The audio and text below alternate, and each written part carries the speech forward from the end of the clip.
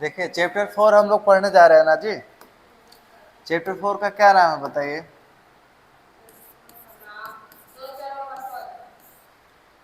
दो, यहाँ पे लिखा होगा ना, नहीं लिखा है।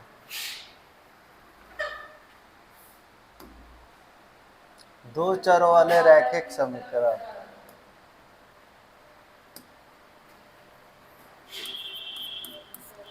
दो चरों वाले रैखिक समीकरण। अच्छे से देखिए,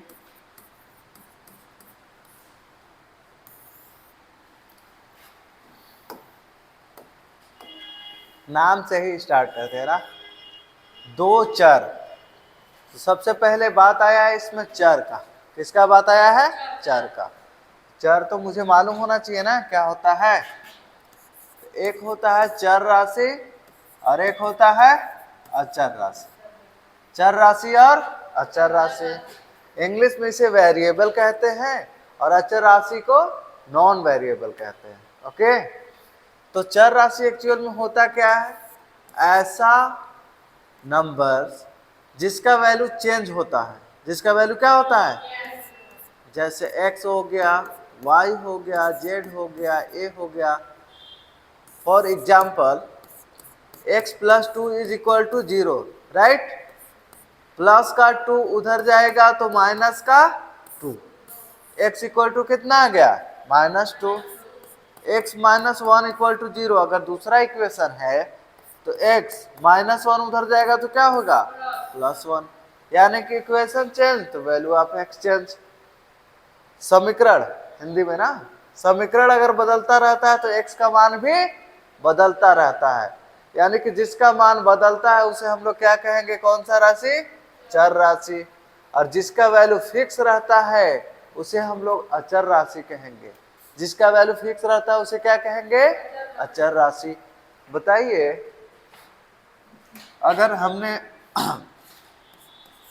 यहां पर लिखा है 5, कितना लिखा है? 5, तो क्या ये अमेरिका में जाएगा तो ये 10 हो जाएगा? फ्रांस में लिखा रहेगा तो 15 हो जाएगा? इसका वैल्यू प्रत्येक प्लेस पे सेम रहेगा, वही का वही रहेगा।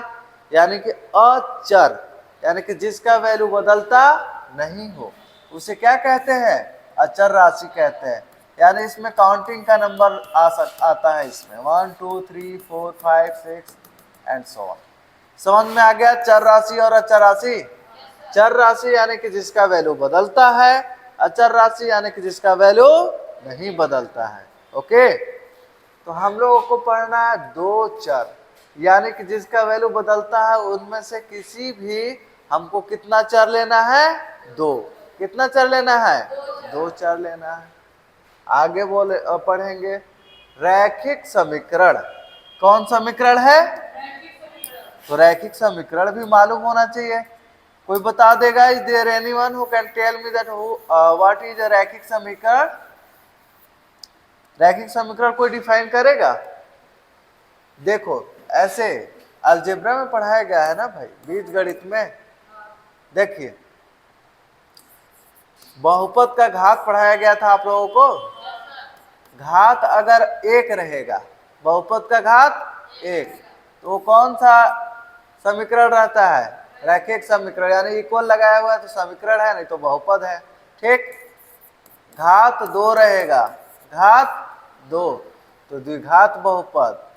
घात तीन तो त्रिघात बहुपद, राइट।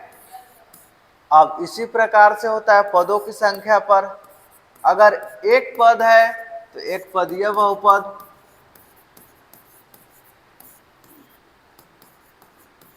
और पदों की संख्या दो है तो द्विपदीय बहुपद, तीन है तो त्रिपदीय बहुपद। इस प्रकार से बहुपद के प्रकार में हम लोग पढ़कर आ रहे हैं। ठीक है, तो हमको पढ़ना है रैखिक समीकरण, यानी कि ऐसे बहुपद जिनका घात कितना हो? 1 हो। और समीकरण यानी कि उसमें क्या लगाया रहेगा? बराबर। क्या लगाया रहेगा? बराबर। तो अब यहाँ तक हम लोगों ने जो चैप्टर का नाम दे रखा है दो चर वाले रैखिक समीकरण, वहां तक तो हम लोग समझ लिए। दो चर यानी कि हमको कम से कम कितना चर लेना है? दो चर। रैखिक समीकरण यानी कि हमें एक घात वाले बहुपद यानी एक घात वाले समीकरण लेना है।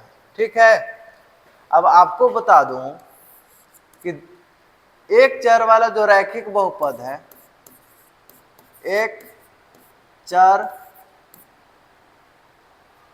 डायरेक्ट लिखता हूं ना, पार्ट का जो नाम है इससे करता हूं, दो चर वाले रैखिक बहुपद का मानक रूप। कैसा रूप? ax plus by plus c is equal to 0। ax plus by plus c is equal to 0, इसके फॉर्मेट का होता है। ठीक, सारा इक्वेशंस। अब एक बात बताओ मुझे, अगर आपको ऐसे इक्वेशन दे रखा है 3x plus 2y is equal to 0, क्या यह हमारा चैप्टर के नाम के अकॉर्डिंग यानी कि दो चरों वाले रैखिक समीकरण है? एक चर, दो चर, दो चर है, बहुपद का घात मैक्सिमम, जो मैक्सिमम चर का घात होता है वही ना बहुपद का घात होता है, तो अधिक से अधिक तो एक है, यानी कि एक कौन सा बहुपद है? रैखिक बहुपद। और बराबर का चिन्ह लगाया हुआ है यानी कि समीकरण हो गया, तो दो चरों वाले रैखिक समीकरण। ठीक है, और इसका ऐसे पूछ दे आपसे कि ये दे रखा है दो चरों वाले रैखिक समीकरण, इसमें ए का, बी का और सी का मान बताओ, तो कैसे बताएंगे? देखो, कंपेयर करेंगे ax plus by plus c is equal to 0 से, राइट। अब यहाँ पे हमारा क्या दे रखा है? 3x प्लस का 2y, अब इधर पे 3 टर्म्स है ना, तीसरा टर्म तो है ही नहीं इसमें, तो क्या लिख देंगे? 0 इज इक्वल टू 0। कंपेयर करो, यहाँ पे x, यहाँ पे x, यहाँ पे, तो a का वैल्यू कितना हो गया? 3। यहाँ पे y, यहाँ पे b का वैल्यू कितना हो गया? और यहाँ पे c है, यहाँ पे c का वैल्यू कितना हो जाएगा? 0। क्या इस प्रकार से कंपेयर करके आप a, b और c नहीं निकाल सकते? निकाल सकते ना? Very good, okay. अब इसमें हम लोग थोड़ा सा चलते हैं एक्सरसाइज 4.1 की तरफ से, राइट। कलर चेंज कर, एक नोटबुक की कीमत एक कलम की कीमत से 2 गुनी है। इस कथन को निरूपित करने के लिए दो चरों वाले एक रैखिक समीकरण का लिखिए। रैखिक समीकरण लिखना है, ओके जी, कोई बात नहीं। तो हम लोग नेक्स्ट पेज पे चलेंगे।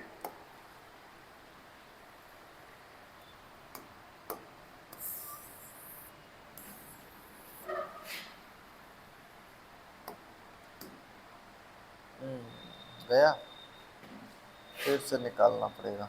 इधर गया बुक,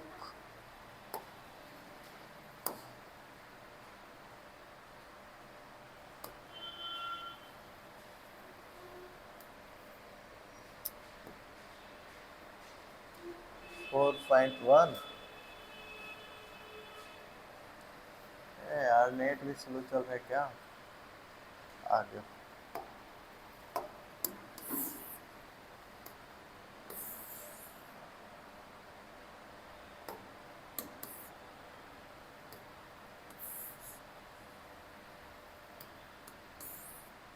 दिख रहा है आप लोग? ओके। फर्स्ट क्वेश्चन, एक नोटबुक की कीमत एक कलम की कीमत से 2 गुनी है। कलम की कीमत यानी कि जितना है उसका 2 गुना नोटबुक का कीमत है। अगर मान लो ये पेन मिल रहा है 10 रुपए का, तो नोटबुक कितने का मिलेगा? 20, डबल इसका। अगर पेन मिल रहा है 5 रुपए का, तो नोटबुक कितने का मिलेगा? 10। अगर नोटबुक मिल रहा है 50 का, सॉरी पेन मिल रहा है 50 का, तो नोटबुक कितने का मिलेगा? ऐसे डबल। तो यानी कि इससे हमने क्या सीखा कि अगर मेरे को पेन का रुपए मालूम है कि कितने रुपए का है, तो उसका 2 गुना कर देंगे तो किसका मिल जाएगा? नोटबुक का। राइट। और खैर इसमें वो नहीं लगाना है क्योंकि हम लोग दो चरों वाले रैखिक समीकरण पढ़ रहे हैं ना, तो दो चर लेना ही पड़ेगा। तो इसमें दो ऑब्जेक्ट्स दिखे आपको, नोटबुक और कलम। नोटबुक और देखो, तो माना नोटबुक तथा एक नोटबुक ना, एक पेन की कीमत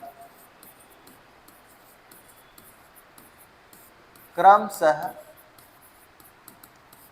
नोटबुक का 100 रुपये मान लेते हैं और पेन का y रुपये मान लेते हैं। क्यों? क्योंकि हम लोग दो चरों वाले रैखिक समीकरण पढ़ रहे हैं, तो दो चर लेना ही पड़ेगा, कंपलसरी है ना। और एक क्वेश्चन में भी तो बोला है दो चर वाला दिखाओ। अब प्रश्नानुसार मतलब समझते हैं, प्रश्न के अनुसार, according to question in English. तो देखिए, एक नोटबुक की कीमत कलम की कीमत से 2 गुनी है। तो नोटबुक की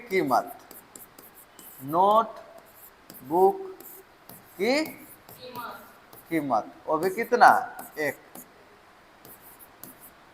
बराबर 2 गुनी है। कितना है? 2 गुनी। किसके कीमत के? एक पेन लिखा हुआ है ना, तो पेन ही लिख देंगे, पेन की कीमत। अब बताओ मेरे को, नोटबुक का कीमत हमने कितना ले रखा है? x। पेन का कीमत कितना ले रखा है? तो x इक्वल टू कितना हो गया? और इधर आएगा तो x माइनस का 2y इज इक्वल टू 0। क्या बोला था कि इस कथन को निरूपित करने के लिए दो चरों वाला एक रैखिक समीकरण लिखिए। तो दो चर है, इक्वल है, तो समीकरण हो गया। यानी कि दो चरों वाला रैखिक समीकरण कितना आया? बोलो। x minus 2y equal to 0।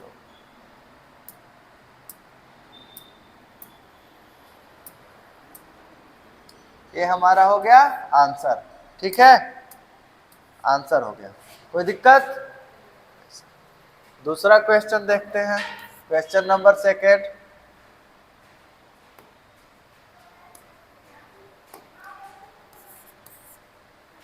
निम्नलिखित रैखिक समीकरणों को ax plus B Y plus c is equal to 0 के रूप में व्यक्त कीजिए। अब प्रत्येक स्थिति में a, b एंड c का मान ज्ञात कीजिए। ओके जी। तो फर्स्ट क्वेश्चन हम लोग लिखेंगे। फर्स्ट क्वेश्चन क्या दे रखा है सेकेंड वाले का? बोलो।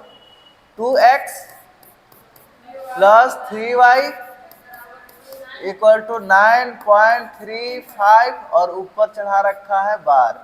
राइट। तो अब देखो हमको कैसे राइट करना है, किसके फॉर्मेट में? ax plus B Y plus c is equal to 0। यानी इक्वल के उधर क्या रखना है? 0। इक्वल को उधर क्या रखना है? तो हमारे पास 2x है, 3y है, जो इधर प्लस में है लेफ्ट साइड लाएंगे, बायां साइड तो क्या हो जाएगा? माइनस में ना। थोड़ा मैनेज करेंगे इंग्लिश हिंदी जी। तो प्लस वाला इधर आ गया तो माइनस में। अब बराबर में क्या हो गया? 0। अच्छे से लिख देते हैं 0। तो ये हो गया हमारा equation 2x plus 3y minus 9.35 के ऊपर बार इज इक्वल टू 0। आगे क्या बोल रहा है कि ax plus B Y plus C बराबर 0 के रूप में व्यक्त कीजिए और a b c का मान ज्ञात कीजिए। तो हम लोग तुलना करा देंगे। क्या करा देंगे? रैखिक समीकरण